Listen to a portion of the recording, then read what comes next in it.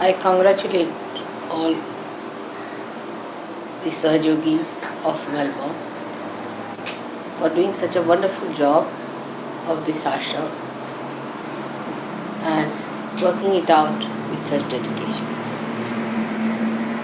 Dedication is a very great, rewarding effort. Nothing can be more rewarding than dedication. It's so joy-giving and peace-giving and satisfying effort or work, you can call it. When it comes from the heart with love, when you try to do something, it works out beautifully and it shows its aesthetics, expresses, and anyone who sees that can see that it is done out of dedication. Example of dedication is Ajanta and Ellora caves are. These were the people who were worshippers of Buddha. Of course, they were not realized souls as you are. They were just worshippers of Buddha and they wanted to have their moksha, nirvana, or what you have got already. But they worked in that cave with such attention and such love that even when they were not in yoga, when they were not in union with God, they were so much blessed that in that dark caves where we cannot see with our normal eyes, we can't even see those things with ordinary lights. You have to use very strong lights to see them. In those days, they worked out in those dark caves such beautiful murals, paintings, reliefs, statues, every sort of thing, that it is surprising how they could do it. When we walk in, we have to use very strong lights, and because of these strong lights, that is fading. But we can see the dedication that they had to God. They did not believe in God, but to Lord Buddha, so that they can get their moksha, their self-realization. Maybe so many of them are born again today to get their realization. And they might be some of the Sahajogis that we are meeting them in Maharashtra. Those who worked for Lord Buddha to express their love and dedication. So dedication takes away all the wastage interests, like how much money we are going to get, what is our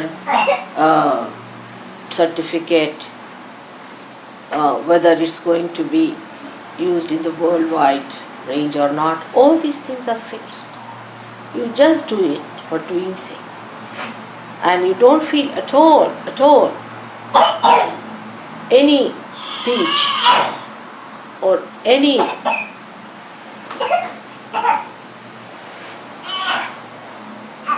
what you can call the screwing up of your energies. But you just flow it. This is what dedication is. And this dedication comes when you realize that you are a spirit. It's much better, because that is the place where Sri Krishna has said Ananya Bhakti. When there is not the other, you and your God. In between there is nobody else. Ananya. Nobody else. You and your God are one. And that is the best time when the dedication works. That is the bhakti. That's what he said, that if you give me flour, if you give me water, or if you give me leaves, I accept everything. But when it comes to his giving, he said, you should get ananya bhakti. This is the blessing of God. This one of the sayings about the goddess is that Ya Devi Sarva Bhuteshu Bhakti Rupena Samsa. The one who gives us that dedication, that sense of dedication. You are the one who reside in everyone with that sense of dedication. And it is such a joy that cannot be expressed. What this is, that one you feel when you are dedicated. Since morning, you all got up, you are all ready. All the children are happily dressed, everything was done. I saw everyone busy, getting everything ready and working it out so beautifully. It's something so loving, as if the Mother Earth gives flowers for the worship of your mother. You yourself in your dedication look like flowers, yourself like lotuses. It's so great to see this work being done with such attention, with such care, with such love.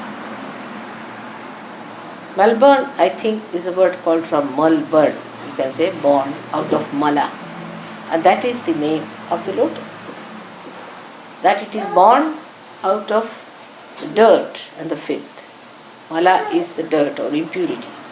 So this beautiful thing has come out of that, and you can see that this place was inhabited by people who were really in a mess. And out of that mess, you have created such a beautiful thing like this ashram, and is so much one with the name of Melbourne, that this is the place is created by you people, like a lotus comes out of the pond which is full of dirt and filth. And then this lotus fills the whole atmosphere with such fragrance that everyone forgets about the mala. They just think of the nirmala, which is this flower. And this is what I felt about your ashram, the way you have done it with understanding. It's so beautiful, such a lot of beautiful things. And admirable it is really to see how your dedication has done. Lotus there for you. I've seen that in the morning also. Beautiful.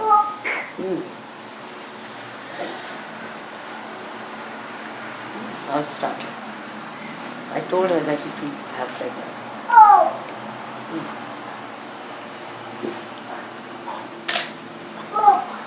I can see so many lotuses sitting before me. It's so beautiful. So this is all in dedication. This comes out of that mala just for the worship of God. And this mala,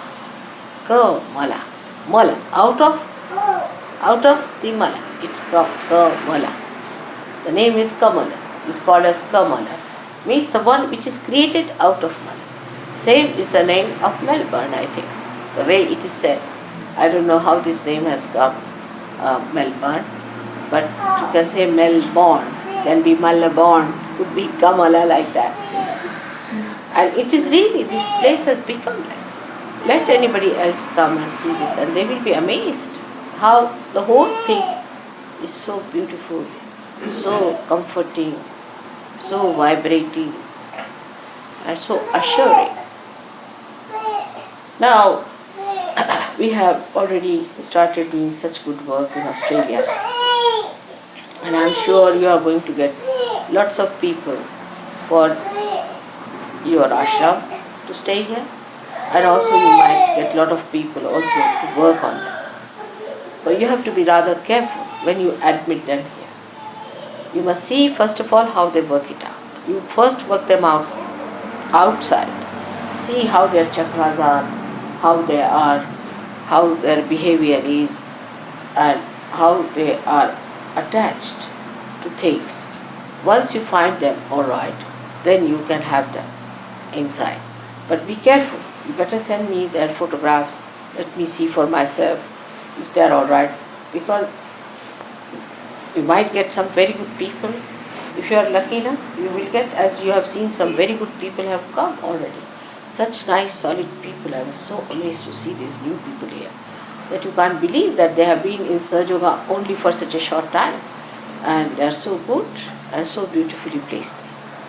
I hope you'll get more like this, many more like this, of the same value, same quality, and something good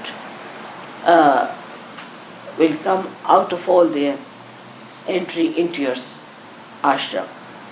I bless you for getting all the best people of Melbourne to be in your contact of very high level spirituality and seeking and purity and simplicity. I find the people in Melbourne are very simple people and extremely simple and very expressive. The simpler you are much more expressive. The more complicated you are, the worse it becomes. And for your mother, it's difficult to understand something which is complicated. She can't go round and round and round. So I like when it is a very simple expression of their love and joy that I can perceive it so clearly, and it gives me a great love, like the ripples of the shores. They return back in the same way from my heart also. Joy is rebounding again towards you. It's a kind of a beautiful report where nobody gains, nobody loses, everybody elevates oneself. That's sort of a thing. It's something so different that it cannot be explained in any analogy. Dedication to Sahaja Yoga, your purity about it, without asking for any gains, asking for any advantage, just working it out, because now you are the gurus. You don't have to ask anything. You have to just give. The more you give, the more you get. I don't mean that you have to give any money or anything. You have to give more love. The more love you give, the more love you get. And that is how it is going to work out for all of you. I am sure a day will come when we will become extremely powerful in every place in Australia. Now we have chosen only 4 centers, and we have worked it out in a proper way, without going into quarrels, fighting, backbiting, all these small things, and selfishness. Especially with children, it happens, it's my child, like that. Try to share. Try to understand others also. If you bring sweets for one child, it should be for all of them. And also, if food also, don't try to keep back anything, because children will also learn these bad habits. Nothing to be kept back.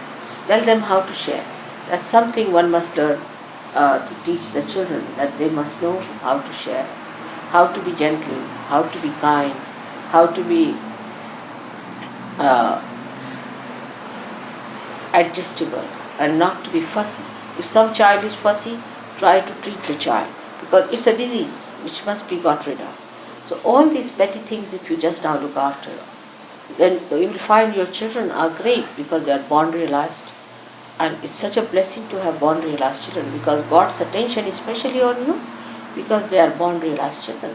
So you must have full idea as to what is to be done with them, how to look after them, how to give them full nourishment of spirituality. You yourself should be so good that they should see you as a foundation, and they should try to follow you. It is not so much the precept of Sahaja Yoga which is important. One must know is the practice, because precepts are great. You know I am there, but the children are going to see you, not me so much. So it's better that you also practice Sahaja Yoga in your everyday life. And one simple word one has to remember is that you love your mother and your mother loves you. In the same way you must love others. But there's one thing that gives you the real idea of love is discretion. Spoiling somebody is not love. Ruining somebody is not love. Love is that which elevates you, takes you higher. False sympathies, identifications always spoil the lives of people. But discreet love. And love is the thing that gives you the power. Love itself gives you that wisdom to be discreet. Love itself teaches you how to be discreet. In a beautiful way, you have to be discreet, not to be harsh, angry, in a temper, but in a proper artistic way. You must know how discreetly you emit your spirituality to your children, to your friends, to your surroundings, to Sahajogis, and to the whole world. But first step, your attachment should be with Sahajogis. Never try to find faults with Sahajogis as far as possible. But if one person becomes too much, then all of you should oppose him and see to it that he is out of this place. But there could be few mishaps like that. Maybe some people, one person like that may go out. Then whosoever it may be, if he is harmful to Sahaja by any chance, and if you find there's something going wrong, you should see that that person goes out of this circulation of Sahaja. He goes out of Melbourne is the best. Such a person should get out of this place and should go to another center where he should be tried. That's how you can shift people who are little funny and misbehaving. For example, now as you told me about some other center, send that person to SIP or some other place to get corrected. If it doesn't work out in these 4 centers, then that person should get out of surgery. That's the only way for the time being. Get out of it, stay out, or maybe from one center to another center, when you send that person, ask him to get out of Sahaja Yoga, go and stay somewhere else, get lost. Maybe that person will be alright, because the negative forces are mostly entering through the people who are weak, who are low level, or who are attacked by possessions and things like that. So, because you know that water always goes towards the low level. In the same way, negativity always flows to the low level people. And these low level people try to drag other people who have gone higher because they feel jealous of them. If you find any such thing, then best thing is to ask such a person to get out of the ashrams, to go and stay somewhere else, or go away from the city for some time and then return back. So they realize what it is without Sahaja Yoga and what it is in Sahaja Yoga. So they get full idea as to what they are doing. Sometimes, Sahaja Yoga can be very much taken for granted because you get every blessing. See, you get yoga and Kshema. You get children, you get beautiful houses, you get all the food, everything is organized for you. God does that. But then you take it for granted. And then you start thinking that, oh, it's why this, why that. That time, one should know that it's not true. You must know it is God who is helping you in every way. You should be grateful to God for all that. But supposing if such a thing enters into anybody's mind, then such a person should not get to those ideas and try to distribute them to others. It's like a disease again. Such a person should get out of the ashram, go and see for oneself what is it outside. What is it without Sahaja Yoga? How you meet people, how they treat you, what's your situation there. Then you will realize what Sahaja Yoga is, how great it is, how much it has helped you, and how God is kind to you specially. Because those who are outside do not know these advantages of Sahaja Yoga, these blessings of Sahaja Yoga. So as you go out, you will see them how they are, how funny they are, how absurd they are, and then when you come back, you realize the value of Sahaja Yoga. So one should not accept all these ideas, because it takes then a very long time for a person to come out. Very long time. Once he goes out of the circulation, he goes out. As I have told before many a times, that we have 2 types of forces working, centrifugal and centripetal. By centrifugal force, you are taken inside the centrifuge. You are brought in with your mother's love. But there's another force which is always equally working, is the centrifugal, which makes you get out of the circulation of surgery. And you go at a tangent. You see, when you are moving something, say a stone or something fixed with a thread or with a rope, and you are moving it, suddenly you find the same thing which you are controlling from the center just gets out in a tangent. In the same way, it happens in surgery. And once you go out, it's very difficult to be picked back and to put back into circulation. And such people are always suspected, never trusted, and it's very difficult. It doesn't work out for months together, sometimes years together. It's a difficult thing. So I would suggest that even if you have certain doubts, you better keep them away. Try to fix your nails higher and higher and try to cling on to them and cling on to them. Because Sahaja Yoga is something so miraculous and so great. The whole thing is so great that it is not possible for human beings to conceive what they have achieved. You have really entered into the kingdom of God, but you cannot conceive this still with your brain that what you have got. So, must know that the greatest of greatest has happened to you, and to keep it out, you must try to achieve higher levels of spirituality, and forget all that, forget other things. Just try to go higher and higher with your dedication to yourself and to Sahaja. I bless you again and again for a higher ascent in your being and a deeper enjoyment in life. May God bless you.